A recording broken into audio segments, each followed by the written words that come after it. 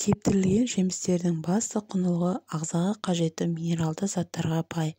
Құрамында май жоқ. Бұл жемістің балғын жеміс-жидектерінің айырмашылығы сусыз болуы. Алайда кептірілген кезде пайдалы дәрумендер мен минералды заттардың жартысы жоғалады.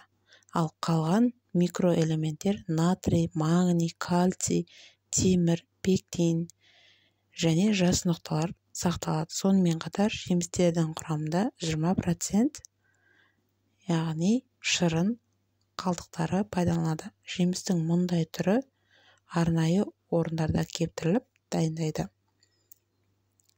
Сонымен жеміс-жидектерінің құрамындағы пайдалы элементтер қан қысымын қалыпқа келтіру үшін шаштың түсуін тоқтатады. Сонымен қатар тырнақты қатайтады. Жүрек жұмысын жақсартып, жүйкені тыныштандырады.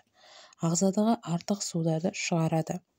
Одан өзге де қандағы гемоглобинді бір қалыпта ұстап, барлық клеткаларды оттекпен қоректендіреді. Және де асқазан мен ішек жұмыстарын бір қалыпта түсіреді. Кептірілген алмұрт жемістің құрамында бұл биологиялық белсенділігі өте күшті заттар иммунитетті көтеріп, ағзадағы зиянды токсиндерді шығарады. Кептірілген банан жемістің бұл түрінде қанттың құрамы өте көп, сондықтан ол адамға қуатты мол береді. 100 грамм кептірілген бананнан 4-5 грамм ақуыз, 54,6 грамм көмірсу, 295 какао бар. Келесі бізде ананас. Оның құрамында дәрумендер өте көп, әсіресе А, С, көмірсу, жасұнақ, магний, йод, тағы да басқа да ферменттері өте бай. Осы элементтердің арқасында ас қорытуды жақсартады. Кептірілген манго. Бұл жемістің ағзаны қажетті барлық минералдармен қоректеніп, қандағы қант құрамын төмендетеді. Теріні жақсартып қасиеті де бар. Кептірілген жемістер тәттісіз өмір сүре алмайтындар үшін таптырмайтын азық.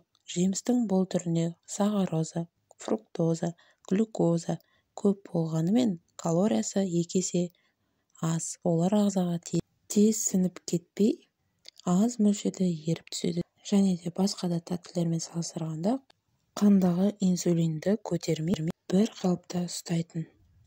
Сонымен достар, денсаулықтарыңызды күтіңіздер. Менің каналыма тіркеліңіздер, лайк басыңыздар, сау болыңыздар.